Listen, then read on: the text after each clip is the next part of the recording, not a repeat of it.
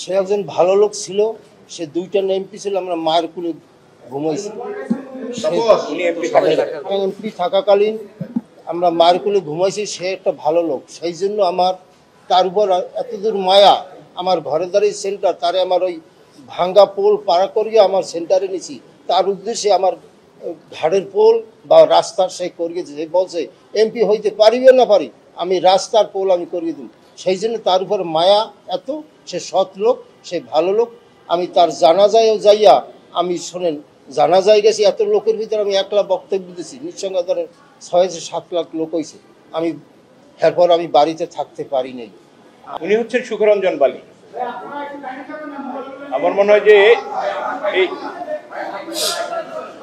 এই নামটি বলার পরে এই সুখরঞ্জন বালি এই প্রিমিসিসে একটি পরিচিত নাম। 2012 সালে সুখরঞ্জন বালি এই স্পট থেকেই আমি অপহরণ হয়ে গেছি এই জায়গা দিয়ে উনি অপহরণ হয়ে গেছিলেন। উনি আজকে আপনাদের সামনে দাঁড়িয়েছেন।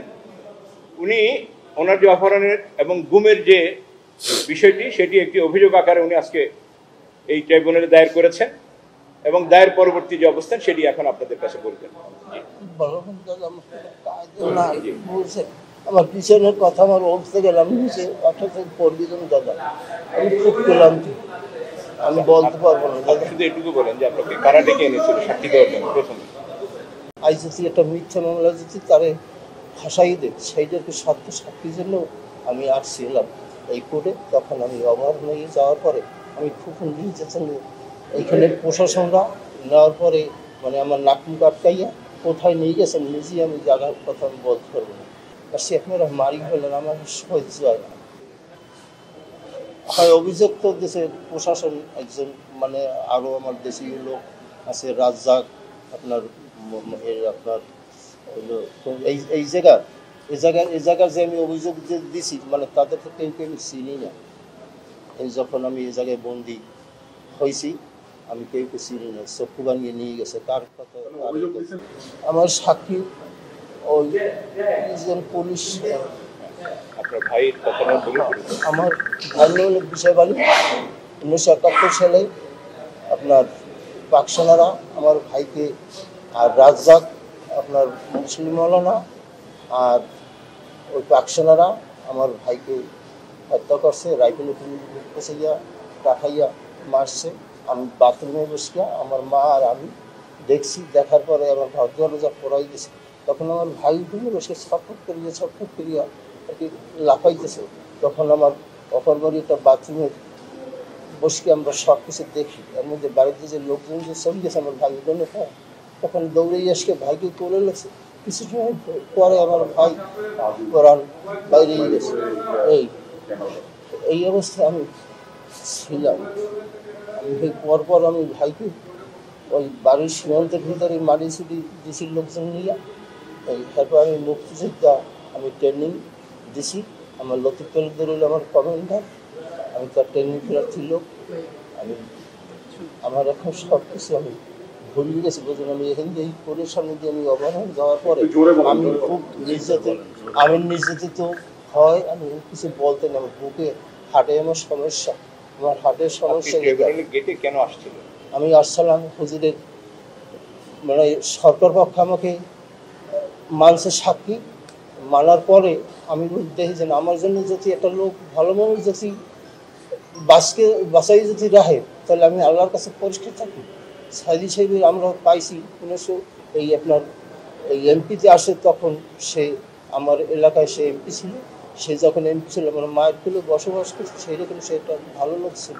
সেই জন্য সেই লোকটা যদি আজ যদি একটা মিথ্যা মামলা যদি তারে ফাঁসাই দেয়, সেইটাকে সত্য সাক্ষীর জন্য আমি আসছিলাম এই কোর্টে। তখন আমি অপহরণ হয়ে যাওয়ার পরে আমি খুব নির্যাতন মুক্তিতে আমি এইখানে এখনকার দিল্লি যাই, মানে আমি অসুস্থ অবস্থায় নিয়ে গেছে। আপনার এইখান দিয়া নিয়ে গেছে, কোনখানে আমি বলতে পারি না, এইখান দিয়ে নিয়ে গেছে। নেওয়ার পরে আপনার এইখানে প্রশাসনরা নেওয়ার পরে মানে আমার নাকুম কাটকাইয়া কোথায় নিয়ে গেছেন নিজেই আমি জায়গার কথা আমি বলতে পারবো না।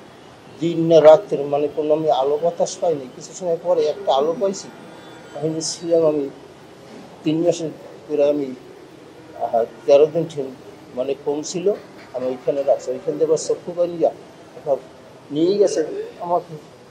এই অনেক অনেক সকালে গাড়িতে উঠে সমস্ত দিন আর কি এই গাড়িতে চালাইতে মানে বেলা শেষ, এই মানে আমার চক্ষু বন্ধ ছিল। তখন মানে আমি বলছি কি বুঝলেন আমার পেশাবে খুব সমস্যাটা, আমি পেশাব এই এর মধ্যে গাড়ি থামাইছে, বলে রাখ দিয়ে একটু পর থামাই। এই কিছু সামনে তো বলার পর তো সামনে থামাইছ না, আমি গাড়ির পাশেই আমি পেশাব করছি। পেশাব করিয়ে দেখার পরে দেখি যে মানে ডাইন দিকে বিসির অফিস, মানে বিসি বসা দেই একটা আপনার বৈঠকখানের উপর। তখন কোনো দেখি ওখানে আনিকে দিলেন আমার, আমি আমি ব্যাপারছে আমি ওদিকে আমি যাব না। কারণ না যাবে কিনা বল, না দেখেন আপনারা আমাকে এত কষ্ট না দিয়া আমাকে সে আপনারা মারি ফেলেন, আমার সহ্য হয় না।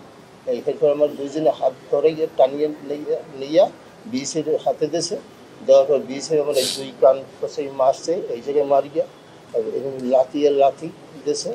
এই হেঁটে বিচেন এখন বইকেরই অফিস ভিতরে অফিসে নিয়ে পিঠুমেরা দিয়ে বানিয়া আমাকে পিটেছে। আমি 2.5 ঘন্টা 3 ঘন্টা গিয়েছিল, এই ধরনের হাতে আমার মাংস নেই, ডাইনেতে জয়েন্ট, মানে আমি খুব নির্যাতন করে আমি বর্তমানে আছি।